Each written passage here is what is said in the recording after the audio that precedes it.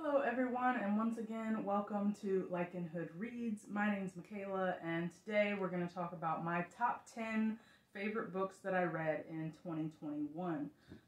So we're nearing the end of the year here, and it is currently December. I went ahead and put together a list of my favorite books that I've read so far. I am still reading. I haven't stopped for the year, so of course something could come out of left field and just really impress me here in the last couple of weeks of the year. And if that's the case, and I love it that much, I'll have to, add on and come on and tell you guys about it. But for now, these are the ones I've read so far, and I feel comfortable kind of declaring the list at this point. Just to be clear, these books are just books that I've read in 2021. They're not necessarily books that released in 2021. I feel like that's an important distinction to make. Some of them are new releases. Others are series, so instead of just putting one book from a series on there, if I just really loved the whole thing, I count it as one. So some books, they may have 4 or 5 books in the series, but I'll just say this series made the top list. And usually that's how I do it anyway. If I loved, if I love a series, then I probably love something about each and every book in it at least. So I'm not going to count the books individually, otherwise this list would be taken up by just 1 or 2 series. We don't want that. Alright, without further ado, I'm going to go ahead and jump in. So this list is not in any particular order. I'm just going to start from the top and work my way down. All of these made my favorites. It's not like a number 1 favorite versus barely made the list at number 10. I'm just going to jump in and start. Harrow the Ninth. I read this way back in February. I believe it came out last year in 2020, and I was just blown away by Harrow the Ninth. If you've never read Gideon the Ninth or started the Locked trilogy, I can't recommend it highly enough. I'm sure a lot of people have heard of it by now. It really swept up the book community when it first came out, Gideon the Ninth. It is Lesbian Necromancers in Space. That's the tagline. That's the sales pitch. It's just a wacky romp of a sci-fi adventure with Gideon, of course, in that first book, being a fantastic POV character. They're witty, they're sarcastic and snarky and just plain weird. I personally wasn't crazy about the first book when I originally read it on audiobook. I would recommend reading for the first time any of these books, Gideon or Harrow. I recommend reading them in physical first before doing the audio experience, just because they're throwing a lot of names at you. Some of the names are a little strange. It can get confusing, and I just found it hard to keep up with the very first time I read it, but I liked it a lot more reading in physical. Harrow the Ninth, however, I didn't have super high expectations for, because Harrow as a character just isn't as, or in that first book she didn't seem to be as exciting or nearly as lovable as Gideon. And I couldn't imagine how she would carry this book all on her own in the same way that Gideon effortlessly did on their big, broad, lovely shoulders. But the writing, the work that Tamsin Muir did in Harrow the Ninth to make it an engaging, fascinating, unique storytelling experience is just, I cannot express enough how incredible it was and how big of a payoff the perspective had at the end. I'll go ahead and warn those of you that don't know, most of Harrow the Ninth takes place in a second-person perspective, and it's very jarring. And I didn't think I was going to like it. I almost didn't finish it because I hate second-person, but it paid off so well and so artfully at the end. Yeah, it was an automatic favorite for the year. It blew me away. I was so impressed with the writing. I enjoyed the story. And it really gave me an appreciation for Harrow that I could not have imagined when first reading Gideon the Ninth. So, number 1, Harrow the Ninth, by far. It won Best Sci-Fi Book on my list of favorites. These each have a little special superlative award that goes with them. So Harrow the Ninth gets Best Sci-Fi that I read this year. Second on my list is going to be The Chronicles of the Unhewn Throne by Brian Staveley. Now, this is an epic fantasy trilogy that I read, I kind of binge read back in the spring, and it really took me by surprise because I didn't go into it thinking I was going to love it as much as I did. I just happened to come across it kind of incidentally, and I picked it up, and I really, really enjoyed it. Staveley's world building is super rich. and very fleshed out, like mythology, the pantheon of gods that he comes up with for this world, and the political everything that comes along with this story was just really impressive for me, and I hadn't gone into it expecting it to be so vast and enthralling. And just his fantasy world felt very different, which is definitely what I was looking for, and still am looking for in epic fantasy, was something other than the usual. So it doesn't feel particularly European inspired. It's got different creatures. There are giant warbirds that one of the military units rides in this world. So it's a bird big enough to carry 5 or 6 soldiers over long distances, and they're like ravens or crows, kind of. And that really caught my attention. I was excited about that. It's a little reminiscent of Black Sun by Rebecca Roanhorse, if anybody's read that.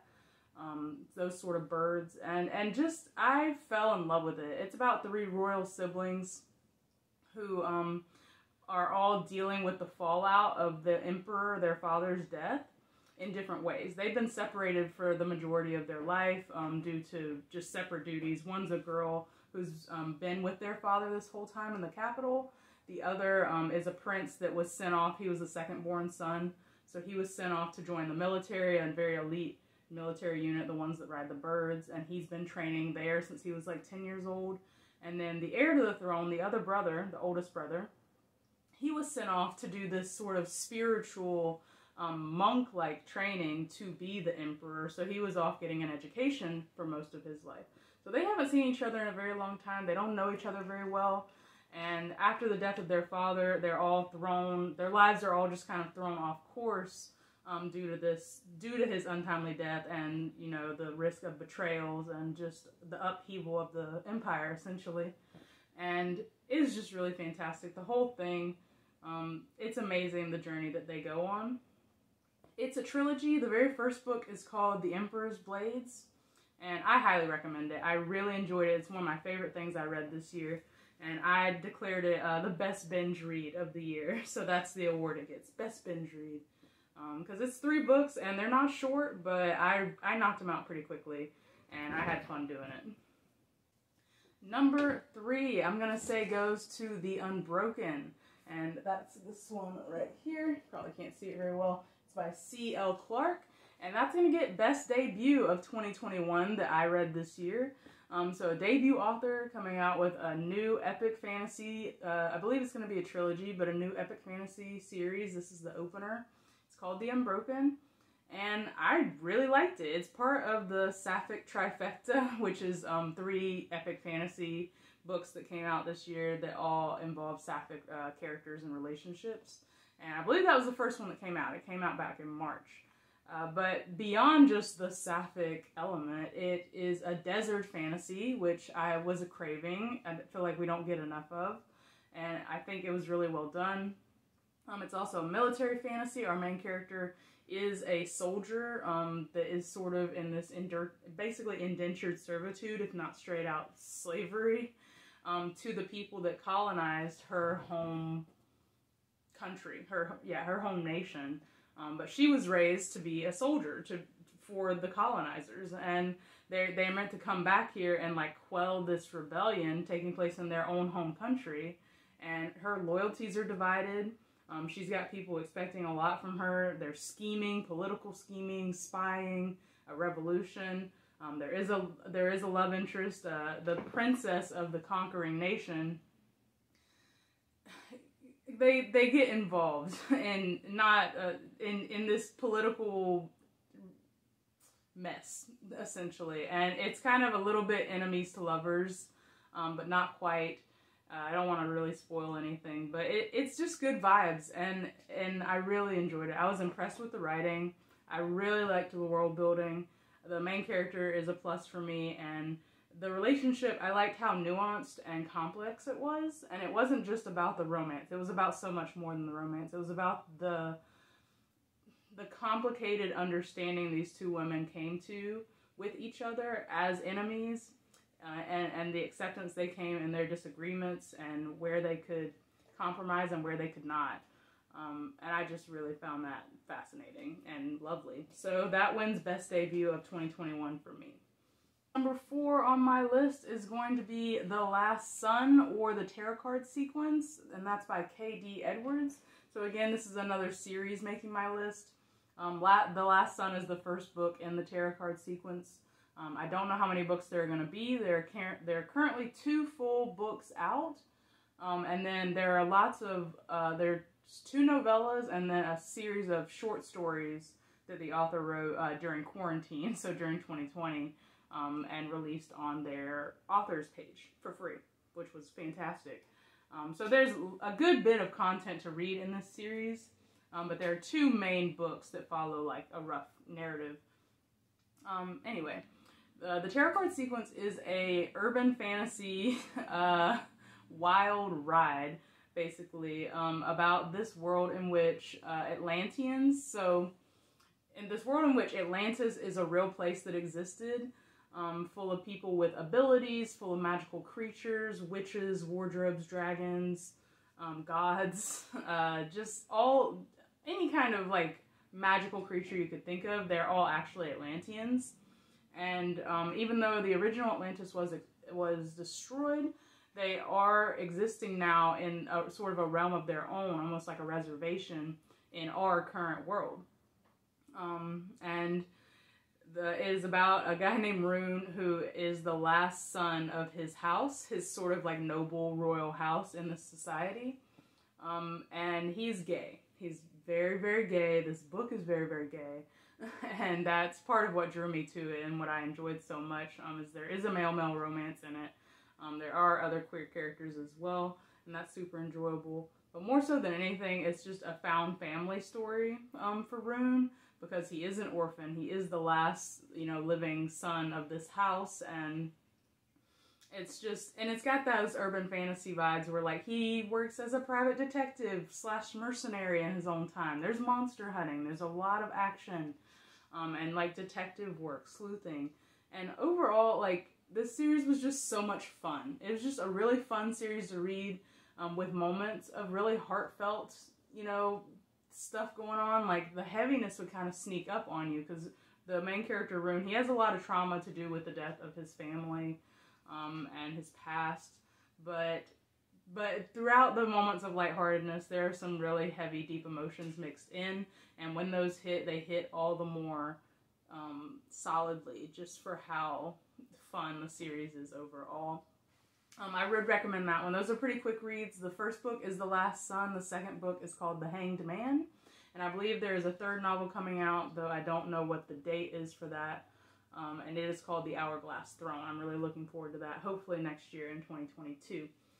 But that's number 4 on my list, is The Tarot Card Sequence by K.D. Edwards. And it comes out winning the most fun I had reading this year, which I think, I stand by that 100%. Next, and I feel like anyone that's been watching my videos this year can probably guess that this one's going to show up on the list, and that is going to be A Long Way to a Small Angry Planet by Becky Chambers, or you could just say the Wayfarer series.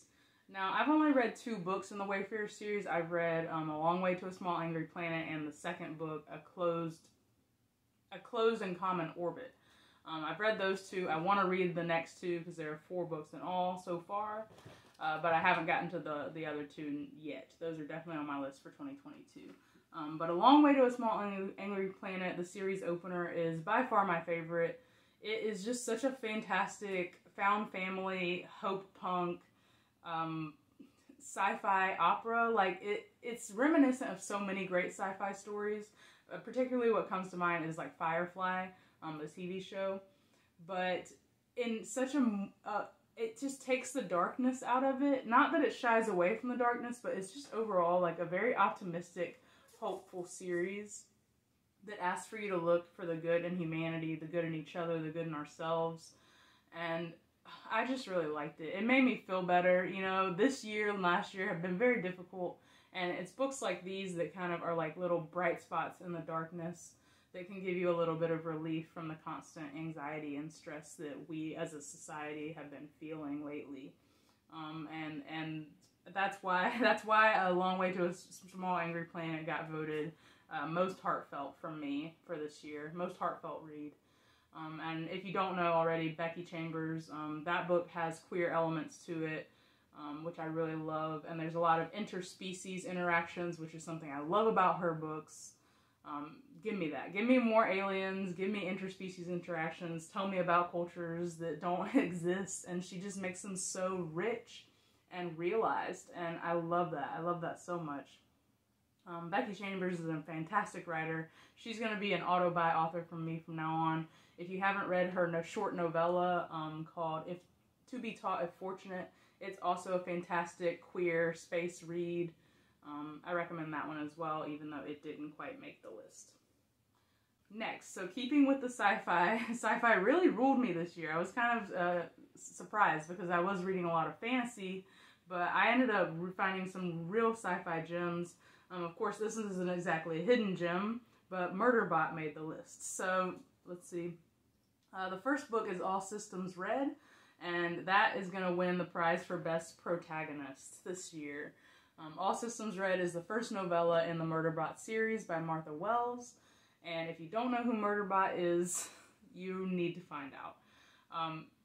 So Murderbot is an AI living in like a robot body whose entire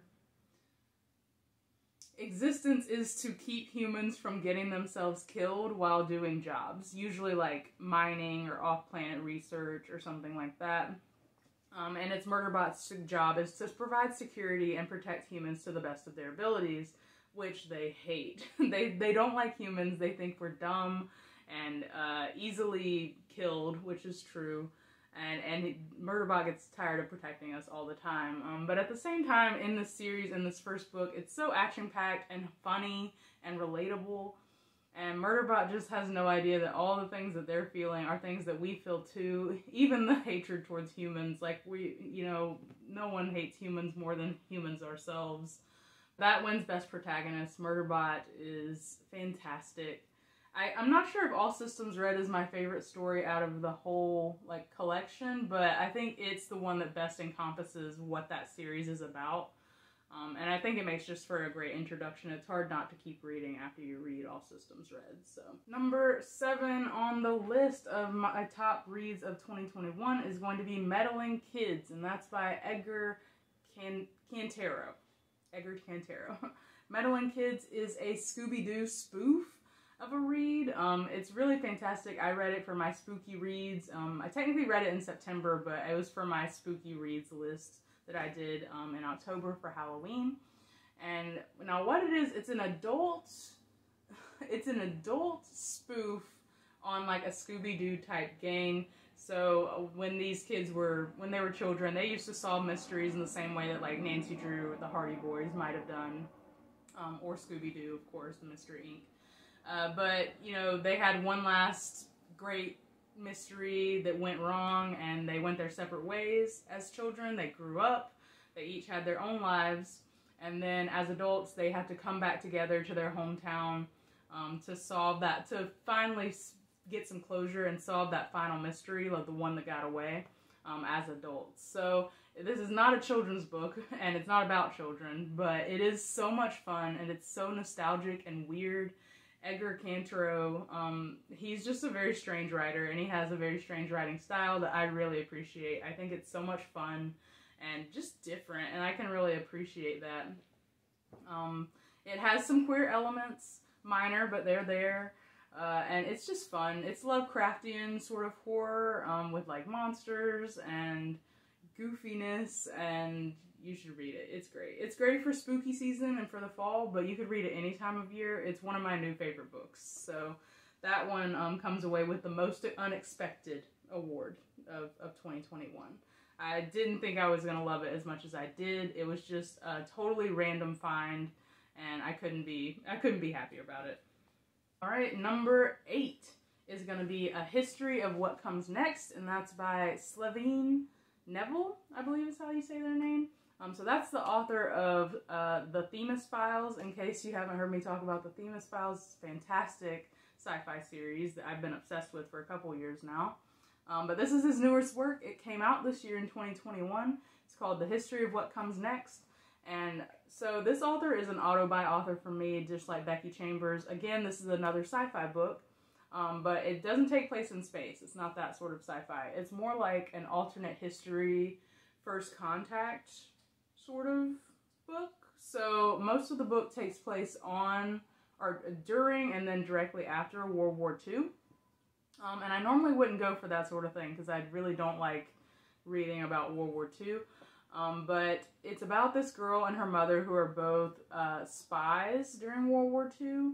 And the goal that they're not working for any particular country, the goal that they're working towards is to enhance human rocketry programs, so space programs, and their goal is to get them to the stars. So that's the name of the series, is Get Them to the Stars. I don't want to spoil too much, but I'll just say what their goal is to get humanity to a place where they can get into space travel as soon as possible. And that's what they're trying to do through any means necessary, basically, do any country they can. Of course, during wartime is when people are funding projects like that. So that's why World War II is involved. And that's why they get involved in the war to begin with, is because you got to try to get people to build weapons in order to build rockets in order to get them to the stars. But it's a fantastic mother-daughter relationship. It's got some really cool historical elements to it that I think people will enjoy. It's got a very minor queer element. The daughter, the main character that is the daughter, she is queer and has a queer relationship, though it's not a major part of the book. And I just love it. I really like this author's writing style. I think it's a fantastic book to read on audiobook if you get the chance. All his books are, especially The Themis Files is great on audiobook, but this one is too. And even though he is an auto-buy author for me, I didn't expect to like this one as much as I did. But it did get 4 stars from me. I really enjoyed it. It might not be for everyone, but you should at least give it a try, especially if you liked The Themis Files. Alright, rounding the end here, number 9 is going to be Ashes of the Sun by Django Wexler. Now, this is a late edition in the year. I didn't read this until November, but it is a fantasy series, the first of what's going to be at least a trilogy, I think, in the Burning Blade and Silver Eye series by Django Wexler. Now, this is a fantasy world that is very reminiscent kind of Star Wars. Not to say that it's sci-fi necessarily, even though I think this could qualify as a nice like sci-fi fantasy hybrid because of some of the technology. The technology in the series is magic, but it comes off very technological. So I feel like there are sci-fi elements to it, but also I compare it to Star Wars because the main conflict in the series is between normal people and this order of people that are very much like the Jedi. It feels like the Jedi Order. They have special abilities due to their connection with this kind of force or this magic that they can draw on that gives them these abilities, and they take it upon themselves to police the rest of this fantasy world, because it's their responsibility as people that have abilities. So it's about 2 siblings, and again, just like with the Chronicles of the Unhewn Throne, I am a sucker for siblings. These siblings are separated early in childhood, and they kind of end up on opposite sides of this conflict. One of them is taken into this Jedi Order because she has the ability to connect with, I believe it's called Dyad, is the Force. So she has the ability to draw on this magic. She's taken into the Order. She's trained up to be this warrior, this policing sort of warrior like the Jedi. While her brother is totally scarred by the destruction of their family and by the loss of his sister. He becomes a rebel and a thief, and he's determined to bring down the order that his sister is a part of. And due to all this political revolution and upheaval, of course they run into each other again years later as adults on opposite sides of this conflict, and that's kind of what this story is revolving around, is all about. But it is a very rich fantasy world. I think that the mythology and the magic is super cool. Again, this has queer elements. The sister, she is gay, and she is in a very cute female-female relationship throughout the first 2 books. And I hope in the 3rd one, no spoilers, but I hope it keeps going strong because it's one of my favorite things about the series. And I just really enjoy it. It's fun to read. It's interesting. Even though I keep saying it's like Star Wars, I find that the fantasy world is unique. It's not like European inspired once again. It has a lot of unique elements to it, and I just really enjoy reading it. So that's Ashes to the Sun, and that's going to get most annotated book of the year. So I read that one on Kindle. And because it was on Kindle, I could annotate it like freely, like as much as I wanted. So it had like over 65 annotations and like highlighted passages in it once I was finished. So it got voted most annotated. Rounding out our list is going to be A Chorus of Dragons Saga by Jen Lyons. So once again, this is another series making the list. A Chorus of Dragons is the name of the series. The very first book in that series is The Ruin of Kings. Now, this book and this series has a lot of controversy, especially on BookTube. It's not going to be for everyone. It has a very unique storytelling, writing style, a very unique narrative style, I guess I should say. There are a lot of time jumps, and there are two timelines that you're following, especially in almost every book, but especially in the first book. And there are a lot of perspectives, as with any epic fantasy story, I think. And for some people, it's just too convoluted. And I thought it was going to be too convoluted for me, too. My best friend had to talk me into reading it and had to keep me reading it. I had a lot of trouble with the first book. I do not recommend reading this series on audiobook. Maybe if you read it first and you love it and you want to go back and experience the audiobook, that would be fine. There's nothing wrong with the performances. It's just that this book is very convoluted, no doubt. And I would say that reading it on audiobook is just asking to be confused, and it's not setting the book up for success. So I would recommend reading on physical copy or Kindle. There are 4 books out so far: The Ruin of Kings, The Name of All Things, Memory of Souls, and The House of Always. The House of Always just came out back in May. And it was the most recent one that I read. It's not the last book in the series. There's at least one more. I think it's supposed to be a total of 5 books, but I can't confirm that. It's just fantastic. It's a super unique fantasy world, a unique narrative style that I think that I've really come to appreciate, and I think that if you like it, you'll come to appreciate it for how different it is as well. It's just a really cool way to tell this story, even though it is maybe more work than some people are willing to put in, which is okay. You know, it doesn't have to be for everyone.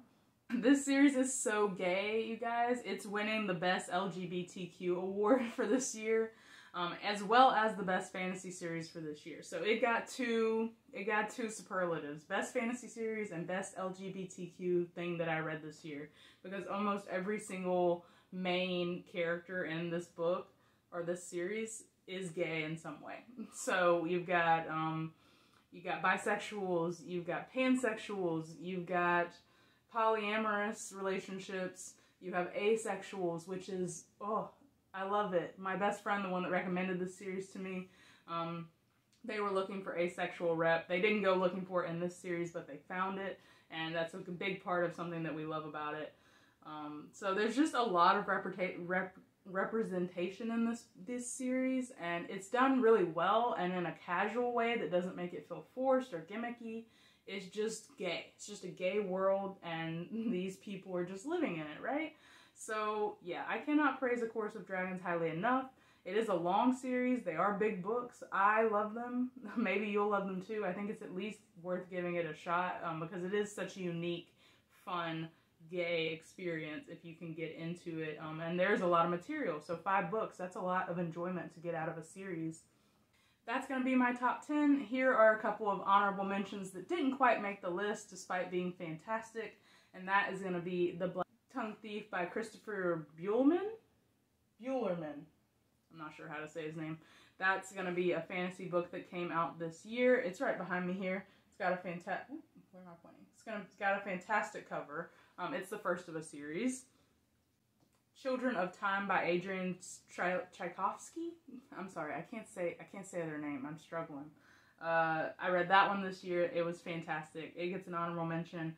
And lastly, She Who Became the Sun by Shelley Parker Chan, which is a Mulan meets the Song of Achilles sort of vibes, but it's also so much more than that. Again, it's part of the Sapphic trifecta, and it's gotten a lot of attention this year, and for good reason. I highly recommend it. Those are my 3 honorable mentions for my top reads of 2021. Thank you for joining me. Those are my top 10 favorites of 2021. Please let me know what your favorites were of this year, or if you read any of these and liked them or didn't like them.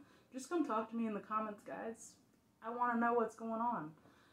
So I'm going to be coming back at you here soon with my top 5 disappointing books of this year, as well as a little surprise video that is going to be the top 5 gayest books I read this year.